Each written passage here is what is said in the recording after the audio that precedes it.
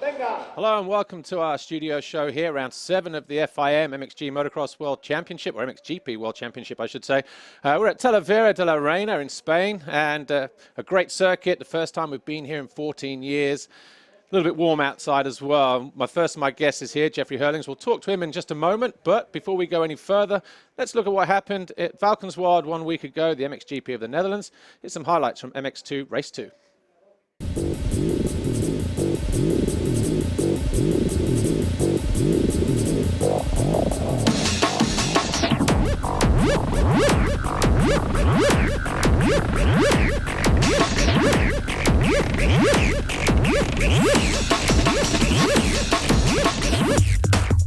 After finding his way to 12th in Moto number 1, Arno Tonis was looking for a better start this time around, and he was right in the thick of it. He avoided carnage going through the first right-hander and came out pretty well placed in 5th as he came out through the chicane exit. Jose Boutron was another good starter as well, just behind Jeffrey Herlings, as the Suzuki rider Jeremy Stewart fell. Jeffrey Herlings, though, just like he did in Moto number 1, was already leading before the end of the first lap. His teammate Jordi Tixier made a good start, but would fall early on in the race, and he lost 3 positions. That dropped him down to 5th, handing the advantage to the 461 Wilvo Nastan Husqvarna rider Romain Fevre.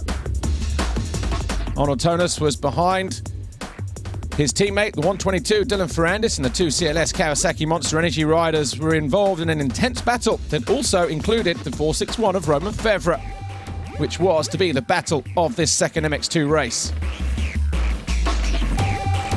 Romain Fevre did his best to hold on to 2nd place, and the last thing that he wanted was to be mugged on the final turn like he was in Moto number 1 when Tixier found a way through for 2nd.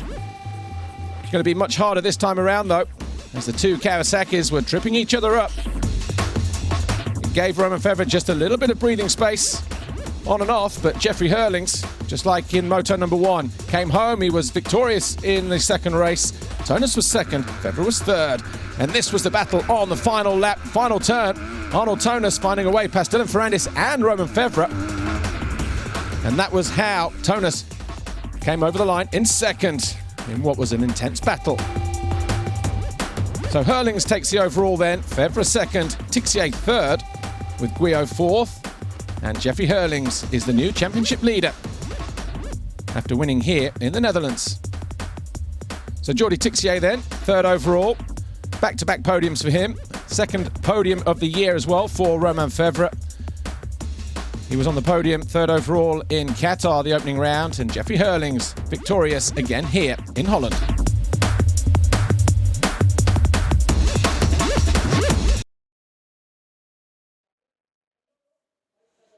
A brief reminder then of what happened a week ago in the Netherlands, and I'm glad to say that the winner of the round of the Netherlands is here with me today. Jeffrey Herlings, you arrive here as the new championship leader. Congratulations. Thank you. But before we talk about what happened a week ago in the Netherlands, I want to talk about what happened at the start of the season. On paper, it looks like, you know, because you are leading the championship, you have 15 points and you've won, you know, 5 GPs of the year so far. It looks like a similar story to last year, but anything but. You had a tough winter season. Just talk us a little bit about that. Yeah, definitely. You know, I had a shoulder injury going in to Europe last year, so made it even worse on the last GP of the 2013 season, and made me sit on the off the bike for another 2 months, and started back riding around December time, and had another injury on my leg. Obviously, broke my leg. There's a small fracture in the bone.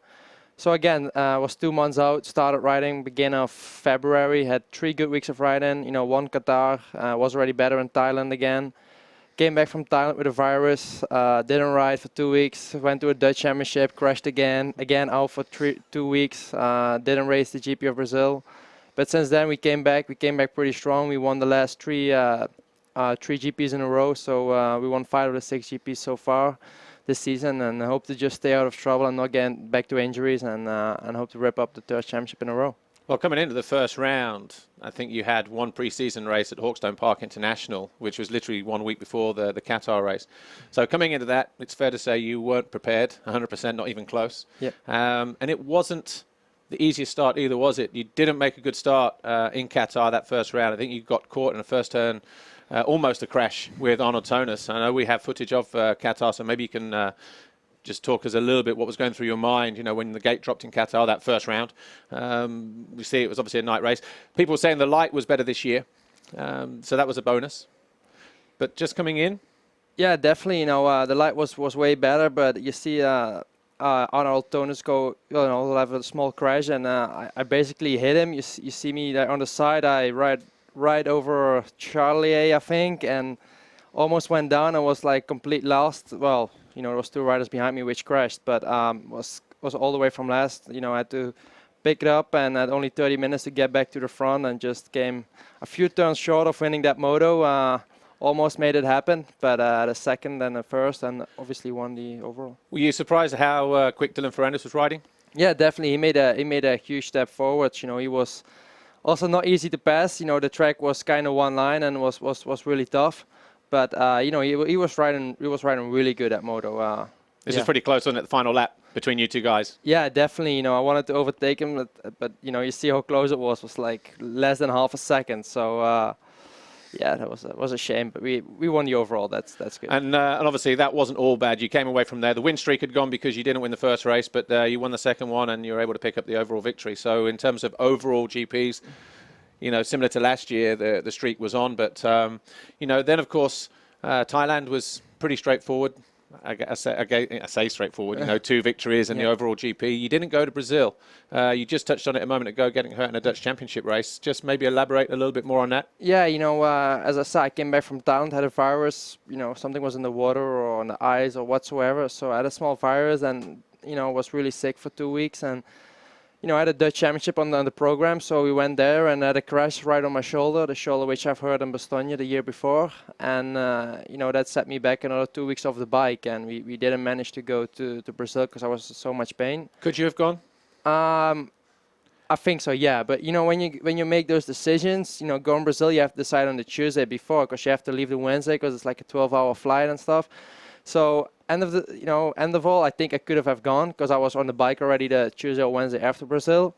But yeah, obviously we didn't, and I lost 50 points on Tonis on that weekend, so 47 points. So that was a shame, but we came back strong. And even though we are only 6 races in this 2014 season, I already missed 1 GP and I'm already back on the points lead. So it means I'm not doing that bad after all. I just have to, as I said, stay out of injuries and you know, keep on charging and hopefully get that 3rd championship. Your next race was at the Grand Prix of Trentino in Italy. How difficult a track and how difficult a place was that to come back to? Because obviously not being on a bike for 2 weeks, no hard pack riding. Again, you didn't make a great start. That's for sure. You know, the start's been a bit of a problem, but in Bulgaria was already better, and then going into Valkenswaard was also good. Second moto, almost pulled all shots. So you know, as you see here, it's Arco di Trento start, and you see me somewhere going in last probably. So that probably was around about 15th, I think, through the first corner. But yeah, so that was not so good. But you know, we kept charging and fighting, and we made our way up to the lead first moto, and second moto got a second. So it was not so bad to come back. You know, I wish it was better, but you cannot expect to come out swinging, and if you didn't ride for 4 weeks almost. So at this point, are you thinking, this year's going to be tougher than I thought it was going to be? Yeah, definitely. You know, especially that track is so hard to overtake, and the speed was so close between everyone, and you know, was, as I said, so tough to pass riders. And yeah, you see me making a little block pass on Arnold Tonis, and that was for the overall, I think. So that was softer than the one in Saint-Jean a couple of years ago. Yeah, that's for sure. So you know, I got more smart during the years, and stuff like that cannot happen, and that's why I didn't really touch him this time, because the time in St. John was a hard one. But Glenn Koldenoff, though, he was riding good that weekend, and obviously he was riding good up until the point that he got injured. At least another Dutch rider won the race that day. Yeah, that was good. Wish that was me, but he won the second moto, and you know, he's a great guy, great ambassador for the sport, and it's such a shame he got injured on his knee, and he's out for the rest of the season pretty much. So shame, because he's been riding good. he's been riding really good, and it was good, you know, to hopefully have a 1, 2, or 1, you know, get hopefully 2 Dutch guys on the podium end of the year. That would have been amazing, but hey, we're only 6 races in, and everything can happen also with me. So still a long season, and yeah, so much what can go wrong still. Just quickly, we'll talk about Bulgaria.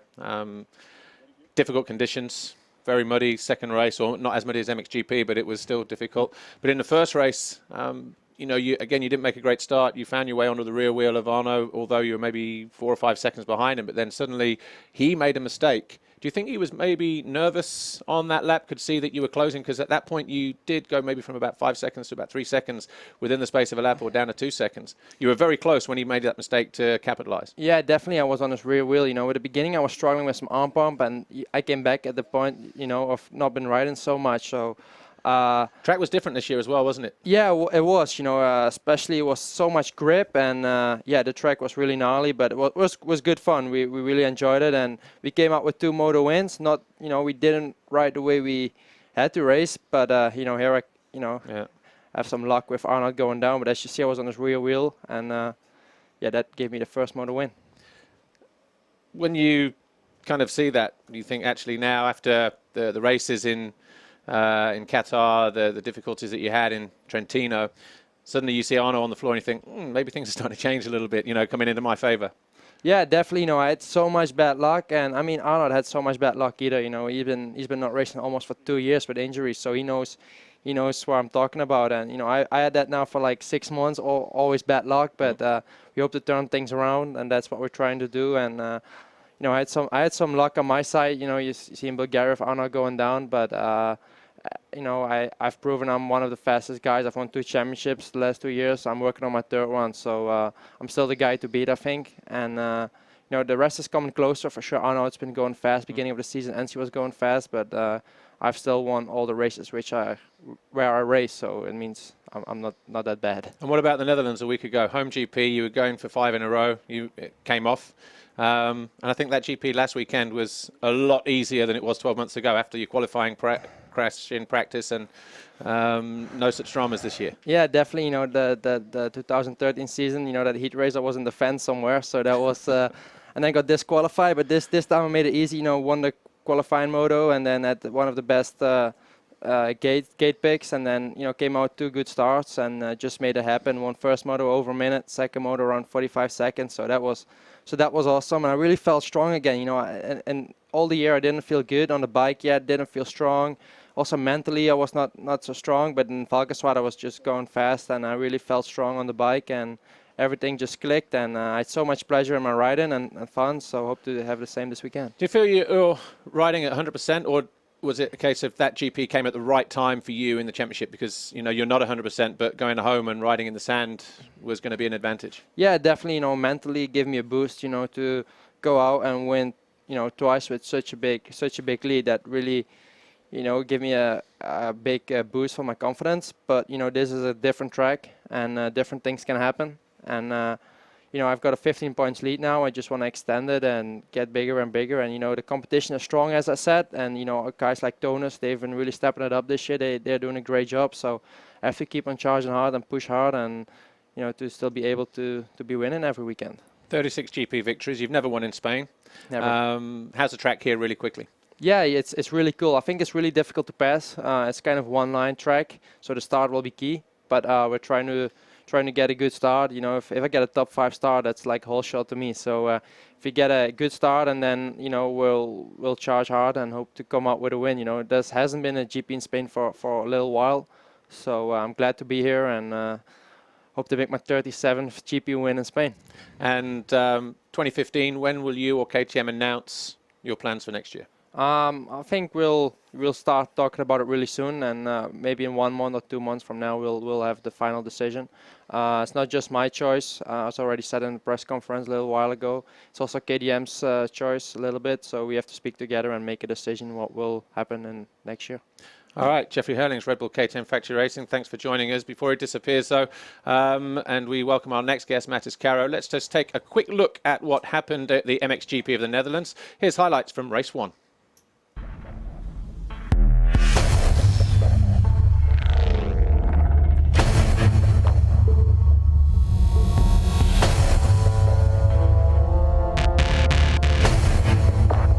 Antonio Cairoli on the Red Bull KTM factory machine started from pole for the second time this year, and he got a good jump out of the gate as well. Alongside him was Jeremy van Hoorbeek on the Yamaha factory racing machine, number 89, and it was Cairoli who sped through the first couple of turns to grab the foxhole shot. Behind him was the 21 of Gauthier Paulin on the Monster Energy Kawasaki, and behind him was Jeremy van Hoorbeek and Steven Frossard, with Evgeny Bobryshev and Clement de Salle giving chase. On board with Antonio Cairoli, jumping through the bomb hole through the first few corners as he looked to put some distance between himself and his nearest rival, Gauthier Paulin, number 21. Jeremy van Hoorbeek on a good run of form coming into the Grand Prix of the Netherlands. Hasn't missed a podium since the second round of the championship campaign. Evgeny Bobryshev, the lone HRC Honda rider there, number 777, after his teammate Max Nagel was injured in a practice crash a few days before this event, was looking to bring back some honor to the Japanese factory team. He was well placed in 5th place for the most part of race 1, as Kevin Strybos, 22, looked to fight from his 7th place start on the opening lap. Steven Frossard had a big off in the closing stages of the race. That dropped him from 4th position as Tony Cairoli started to experience problems with the front end. A heavy landing off one of the jumps meant that he was missing a few spokes, and there was damage to the wheel bearing as well, making it very difficult for the Sicilian to control the front end. And with 2 laps to go, he had to back off the pace and allow Gauthier Paulin a route through into the lead. So the number 21 Kawasaki rider, he was through, and it wasn't long before Jeremy van Hoorbeek followed through as well into 2nd, pushing Cairoli back into 3rd. As for Paulin, 25 points, lay in wait just around the corner. Final lap, Gauthier Paulin then rounding out the final corner to take the checkered flag, and a victory in Moto number 1.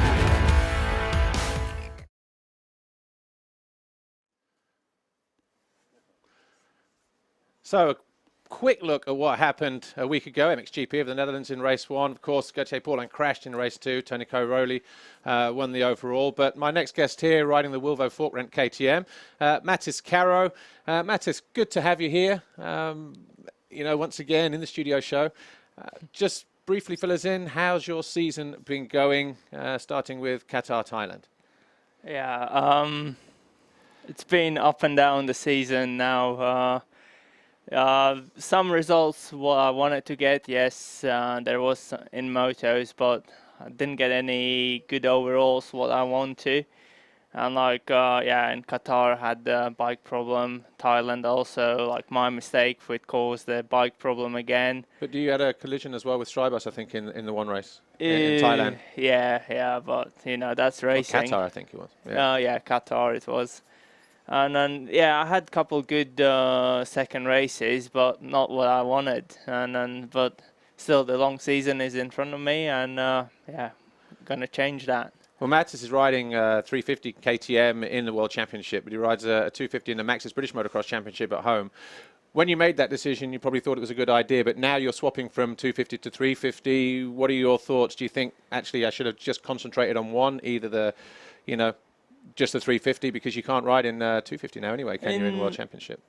This would be the last year if I could ride the MX2 in World Championship. But you haven't ridden MX2 for a couple of years now anyway. Yeah, but first I was thinking, yeah, that will be hard to change the bikes, get the feeling right, but 250 and 350, they're similar bikes. Okay, 350 is a bit powerful and then a little bit more heavier than 250, but the way you have to ride those two bikes, it's similar, because 450, that's different power, and you have to totally ride different style. But yeah, this year I choose 350. It suits me more, my riding style. I feel so much better. I can control the bike, and then I really enjoy. And then 250, that's another like awesome bike. You can play around with the bike. You can control perfectly. Well, a lot of people, I think, at home in the British Championship specifically are surprised at how quickly you've switched back to the 250. You know, the first 2 rounds, not leading the championship, he's down by about 2 points on Mel Pocock, but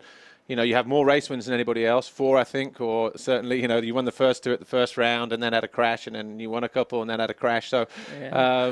what do you put that down to? Just that kind of...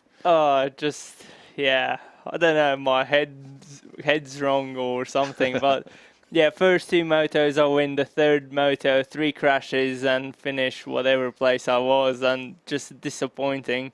Same in the second round, first moto 3 silly crashes, finished 9th I think, and then second 2 motos win quite yeah, good. Yeah, not easily, still I have to work hard to win, but I know I can do it, just need to put all those 3 motos together, so in overall I can get the championship right. Well, the reason why I'm talking about the British Championship is because after the disappointment of Qatar and Thailand, we arrived in Brazil, and specifically in the second race, you know, you made a good start. You started, I don't think it was a whole shot, was it? No, second close. close. It was so close. And I know we've got footage from Brazil, but, you know, you made a good start, and during that race, we actually followed pretty much the lap. So from about halfway around, here you are in second position. You know, when you get a good start and you're running like this, you know, what's going through your mind at the moment? You've got DeSalle behind you, Tony behind you, you've got Paulin just ahead of you.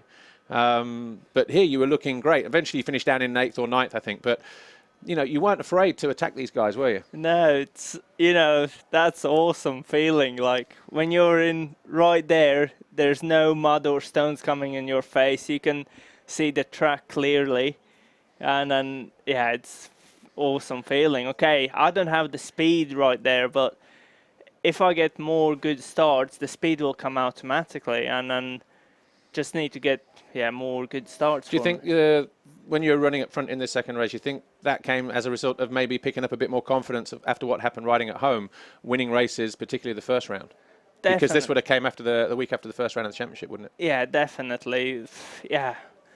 You know, if you get a good start, you drop back a little bit. Okay, you still finish top 10, but if you're last from the start, it will be so hard to get into the top 10. So it's better to have a good start, and then it's so much easier to finish a good race. How was the track in Brazil? Was that the first time you were there? Because I know you missed Qatar, Thailand last year because of injury, but were you in Brazil last year? Yeah, not last year. I was 2 years ago, okay. And then this track was same, but it was big mud race then. Yeah. And yeah, I enjoyed the track, and this year when I went there, I knew this is my type of the track because there's deep ruts, big berms in the corners. I like big jumps, and I just knew it's going to be my type of track, and I wanted to have a good result there. When we saw you there with that good start, eventually you did drop down to just inside the top 10. Was that just because of fitness, or was it, as you said, you're not maybe used to running with the top guys and pushing their pace, and you just kind of, because I don't think there's anything wrong with your fitness. I think you're one of the fittest guys out there, but when you're having to step it up another 10% maybe. Also in second race in Brazil, no one saw that, but when I was running 4th comfortably behind Cairoli, I saw his lines, and he rides totally different lines, and then I picked those lines up. I felt so good, comfortable, but I made a little mistake. I had a little crash, and yeah, he didn't see that on the TV, and I dropped a couple places. And then again, end of the race, there was another guys coming catching me, and I thought I'm gonna let them pass because I didn't want to crash. I wanted to finish the race in top 10, and I learned from my mistakes already. What's it like following somebody like Tony Cairoli with 7 world titles, a lot of experience, and as you said, some of the lines he picks? Do you just take that opportunity as best you can to sit there and say, right, I'm going to try and stay with it, if it's for half a lap or 3 corners or a lap? Yeah, it's definitely, you know, when they pass me, I want to stay with them, see how they ride. Same in like when I go racing in Latvia or in England, I feel comfortable about myself, and I look on the track, I see different lines, what to try. In the GPs, you know, because I'm trying to ride fast, I just look on one line. I just need to look wider on the track, change some lines, and see Karro does that. And when I was following him, I could see what he does, and then when I tried his lines, I'm like, oh, he rides on a flat track. Yeah. And the speed is there. Yeah, so it's not always a case of look how good the bike is handling, but it's just getting more traction because his lines are smoother. Just need to change the lines, ride smooth, and then, yeah, the speed is there. How was Bulgaria this year? Because if you follow Matiss Karro, you know that in terms of crashes, it's not the best place. I remember a couple of years ago, you crashed on the finish line jump. In the second race, when we had the muddy conditions, him and Todd Waters on the Husqvarna were, you know, pretty much bar to bar. We caught a glimpse of the crash in this, and we're going to talk about this because I have a reason why I want to ask this question. Because at the end of the day, when I saw Matiss and I came up to him, when he comes up to you, the nicest guy in the paddock, and says, "Don't say a word," you know this guy is really annoyed. Okay, and this is the reason why, because him and Todd Waters on the right. Okay, now you said you were ahead at that point. Yeah. When you see that again, what are you thinking now?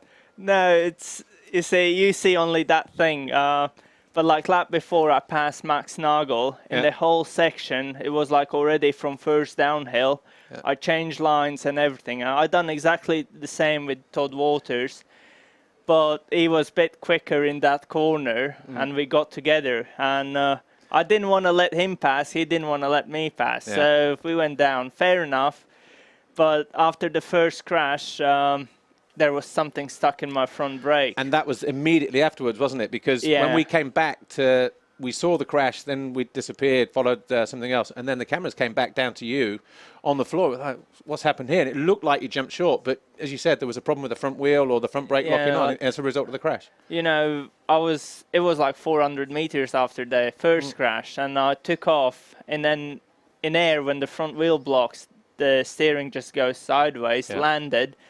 And front wheel washed out, went down, got up, got on the first hill. When I had a feeling something is wrong with my front wheel. So first downhill, I was riding slowly down the hill and just front wheel was blocked, seized. It was, skidding. Went down again.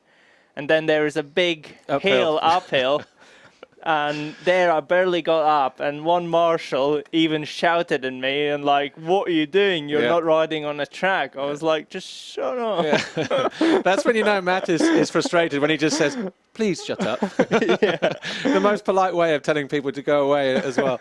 But if you were to make a good start in a race, okay, like we saw in Brazil, that second race, and everything goes your way, you stay out of trouble the first few laps, where do you think realistically you should be finishing?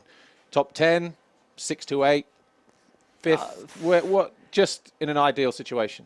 I think I would be 7 to 10. Yeah. Yeah, and then that's what I would like to have now. And then when I would have a couple of those finishes, then you can look, forwards and like again make a little next step. You know, but now just need to get both races in top 10. That would be the first step, and then look, what's next. Germany 2013 is probably the best race you've had in terms of result. You know, at Lausitzring last year, second moto was about 35 degrees. Yeah. And that's why I ask, you know, if you made a good start, where would you be? 7th last year on a track that was probably not so easy, but temperatures were, pretty tough. What do you think of the track last year, actually? Last year, it was a good track. Again, my type of track. It was jumpy, corners with nice ruts.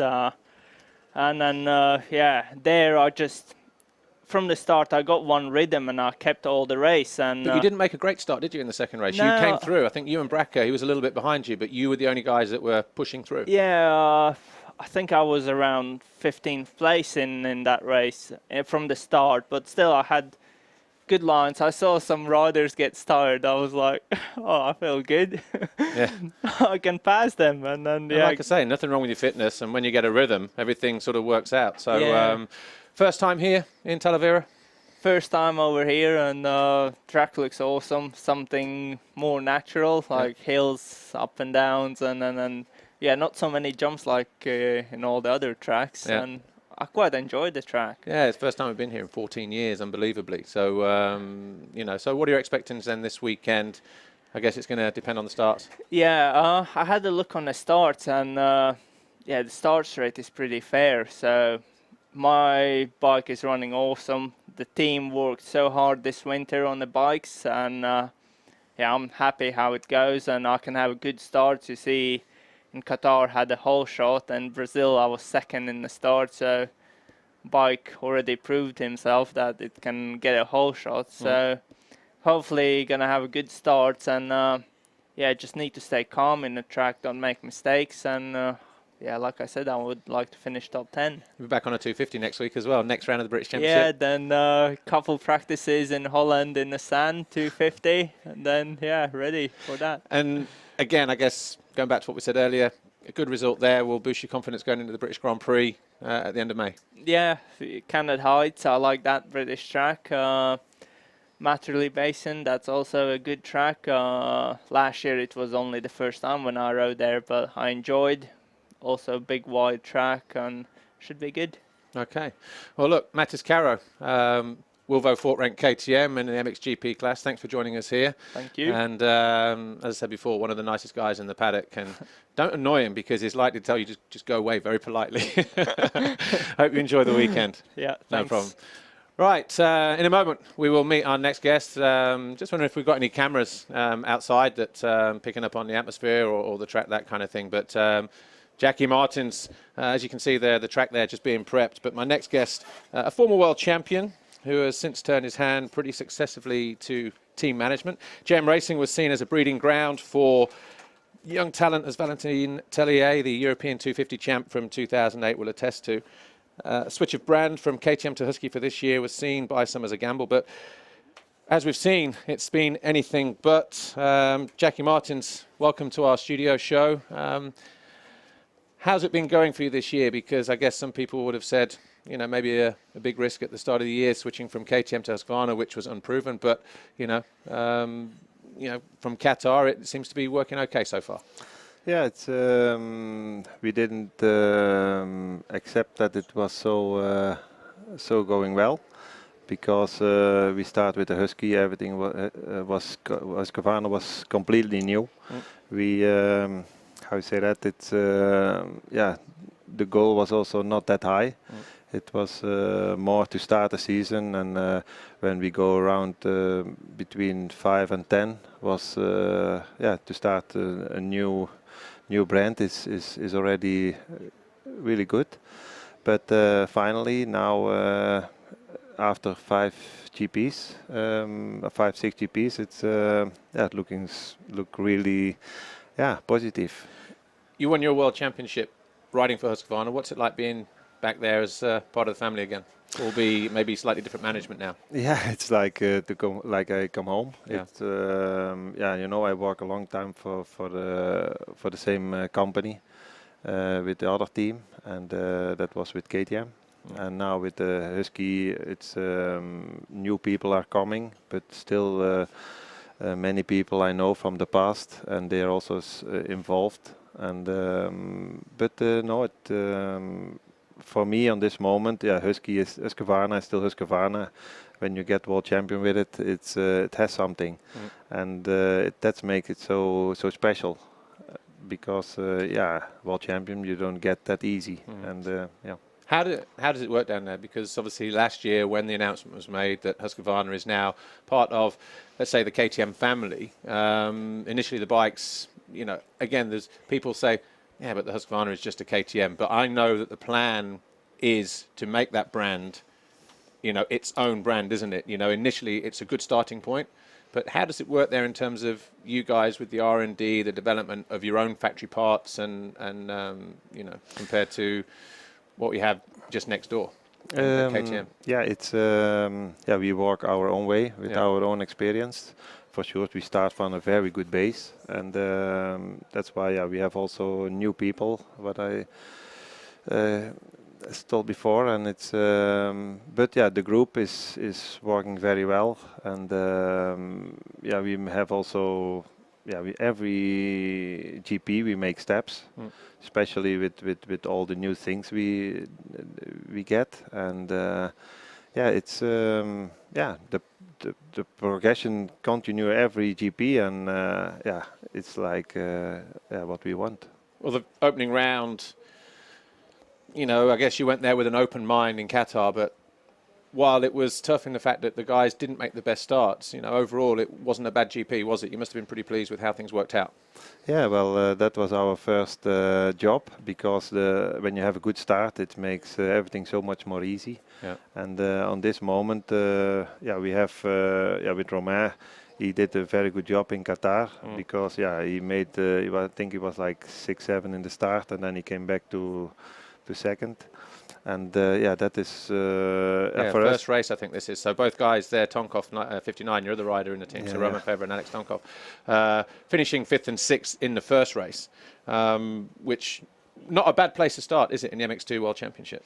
No, well, yeah, everything is new, you know, also for the riders. Alexander came from another brand, Yeah. and for him, for sure, yeah, he was never factory rider. What makes it for him, yeah, the world is new, and yeah, it's he have to learn a lot. And on this moment, till this GP, he makes really step forwards. He is with the physical training, with all the rest, with testing. Yeah, he has to learn a lot, and now he find out that with positive experience, that he can make progress also for himself in riding style, in everything. And yeah, that's we find out like it starts really growing well on this moment. Is from the last GP and this GP, and I think like. In the next 2 GPs, he's gonna be always in the top 5. What for him is really good. And with Romain, he's yeah, he was already good last year, but with his injury, yeah, he fell back a little bit, and yeah, it was the engine was very not so easy. When you have a new brand and you see this now, first round of the World Championship, Romain obviously a rider from last year, but you know, you're all there facing a new challenge. You go to the first round, consistent both riders, but Romain getting on the podium, 3rd overall. How much of a pressure release is that in terms of you, where you just go, okay, we made a podium. It's not a case of we try to make podium at the end of the year, but you arrive there, first podium, you go, okay, now we can relax and concentrate. We know we're going in the right direction. You know, it's for me, it was a very nice moment. It's you can only dream about. Because yeah, everything is new, and also for the riders, like I said. But yeah, this podium, it makes something on that moment. It's really nice, emotional. Well, everything is going well. But half hour afterwards, I start already thinking and planning for. Now we have to try and continue to make something new. Make it. Yeah, we have some notes where we have to work on, and yeah.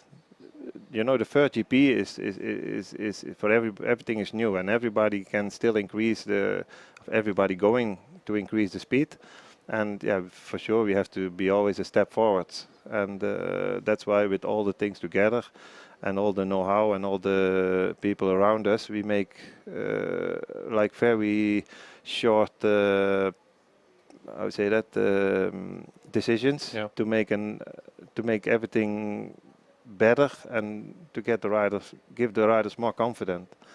What about the riders themselves? You know, we probably from the outside think Roman Febvre is going to be the most consistent and the favourite amongst the two in terms of the one that's probably going to finish the higher in the championship. But in Brazil, Alex made a good start, didn't he, in one of the races, and showed that, you know, he can run up front. We saw it last year when he was riding for Honda, but, you know, coming in, you know, I know we have footage from it as well. So he looked good in Brazil, didn't he, Alex? Yeah, for sure. And like for Alex last year, it was also the moment when he changed to be a rider for the front of the field.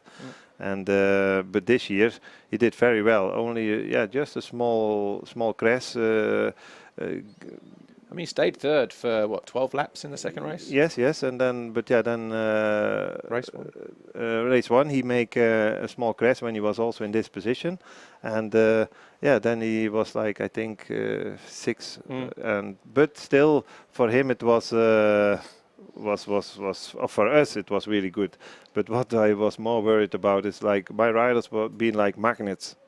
They every race they stay together, and everybody was, hey, they hate each other. I said no, but you know, they fight for the same position. It's good though when you see them riding like this, isn't it? You know, they're treated equally within the team anyway, because that's the motocross way. But yeah, there was a small mistake, but. You know, but from your side again, and from Husqvarna's point of view, the people that are paying the money from the top end, when they see that both guys circulating top 5, that must be pretty rewarding for them and for you and for the riders. Yeah, but yeah, for us, yeah, we can only dream when we say in the beginning of season we are 50% of a lot at the front of the field. You know, like always around the 5th place. Yeah, we've been very happy. But yeah, it's now it's even coming better, and I think now for the on this moment, like my riders, I think they're gonna be every race better and better. They feel better. They get good support, and now the GP season starts for us. Now they have the right. I know you said just a moment ago about the guys coming together as magnets, and some people saying, oh, they hate each other. But there was an incident, wasn't there, at the beginning of the season, Italian Championship, where they did have a bit of a collision, and maybe for the first few races, there was talk of them sort of, not really talking and not really sharing that thing. I'm assuming they're getting on now, and actually while we're talking about that, when we go to these flyaway races, that's probably the best place to start the World Championship, isn't it? Because if the team riders aren't getting on, we're all pretty much staying in the same hotels, so everyone's, oh, here comes Roman, oh, there's Alex, and one's walking this way, one's walking that way. But then you see it at breakfast, and then you see it at dinner in the evening. Jackie's there, he's like head of the table. Everybody kind of sits around. Riders are going to sit next to each other or opposite each other. It's the best way to sort the problem, isn't it? Yeah. And get them talking. Yeah, for sure. And I place them also in the same room. This, to solve everything more easy, but now it's okay. It's you know, the riders, they have the feeling that they are on the same level, and yeah, it's okay. It's good. They push hard and they do well. It's yeah. For me, it was for sure the moments that there is some friction. Nobody like, but we have to solve it, and sometimes you have to solve it on different ways, and it's solved. Otherwise, it becomes a long season for everybody. Sure, and still now it's they do well, and yeah, it's the spirit is good in the team. Everything is positive. Everybody is positive. Sponsors are happy, and yeah, it's all positive. How good was Roman Febvre in Valkenswaard last weekend? Very good. Only the last corner. In both races? Yeah, the last corner next year I tried to get the bulldozer there and take this corner out, and for sure you had 2 second places. Or turn left here and then go straight to the finish line. But he was unlucky, wasn't he? Geordie did find a way past, and Roman found a way back past again, but last corner pretty much here. Geordie just finds a way through. A mistake there from Roman? Yes, it's but yeah, he fight hard, and for 2 French riders, for sure, you know, maybe Geordie was in a good position during the race. Well, he can see what Romain was doing. Romain was fighting. I like the reaction from Roman as he comes over the line here. You watch the head. Just absolutely gutted. And then the second race, you know, we were calling it in the race commentary and thinking, Tonus is coming. There's no way it's going to happen again. Lightning doesn't strike twice. And, you know, unfortunately, it happened again, didn't it? Yeah, but yeah, he's back markers, and yeah, but it happens, and I think he's coming stronger out of it. On Monday, immediately he wanted to go on the bike and make some new things, and but for sure. It was nice when he was 2 times second, but I'm still pleased with this. Yeah, 2/3. Second overall on the podium. His best overall performance. He was 3rd in Qatar, 2nd here, no podiums in between. But he's been consistent, hasn't he? 5th, and a 7th somewhere, but maybe in Brazil. But, you know, that's a good good start, isn't it? You know. Yeah, for me it's top. Yeah. It's we can only dream about it in the beginning of season for sure. Yeah, everything is new. All the team is new setup, and yeah, it's nice. Is he capable of winning a GP? You think? How far away is he from standing on the top step? Will it happen? You think in 2014? Roman? Yeah, I think now he gonna stay in the top. He's for sure, and you cannot forget Romain is not that long a motocross rider. He's I think 5-6 years as real riding motocross, and all of the other riders is like 10 years, 15 years, and or 15 years not, but 10 years. And a supermoto background. Yeah, as well. yeah, supermoto background, and then I think 5 years ago he stepped over to the European Championship, and on this moment every GP or every race we see an evaluation from Romain that he's doing better, and yeah, to get some new tricky information from us what he can handle afterwards. Is it too early to start talking about plans for 2015? Have you got an idea what's happening? Are both guys, Roman and Alex, signed for you next year, or you know, or is there going to be an announcement towards the end of the season? Are you looking to bring in somebody else, maybe even bringing in an MXGP rider to expand the team, maybe, or not? Yeah, we don't want to lose Romain. Yeah. Well, it's a great driver, great person, works hard, makes everything. Yeah, just on a high level, and but yeah, we are also limited in budget, and we cannot do everything. And Romain Alexander has a more year deal, and yeah, if Romain cannot stay, then well, this year is the last year. His birthday is the 31 of December. What is just one day too early. Yeah, and but yeah, it's it's how it is. I think more team being in this situation, and but yeah, and then we have to look west for a new youngster or a new rider. We're looking for on the moment, and yeah, on the moment we cannot say anything. It's just speaking and looking. Well, he's third in the championship. What are the plans? You expecting to be finished top 3 now, Romain? Yeah, I think Romain top 3, and Alexander he gonna evaluate. Well, he's doing every week. He's doing better and better. I think Alexander's gonna be soon in top 5. Okay, well, Jackie Martins, Wilbo Nastan, Husqvarna Factory Racing, thanks for joining us here. That wraps it up for our studio show for another weekend. We'll be back, of course, at the British Grand Prix towards the end of May. So, but for now, though, I want to thank you guys for watching once again. We'll be back in 2 weeks' time. And this weekend, we've got a lot to look forward to. Of course, it's the first time we've been here in 14 years. Gordon Crockard was the last winner on a Honda in the 250cc class. Thanks for watching. We'll see you next time. Bye for now.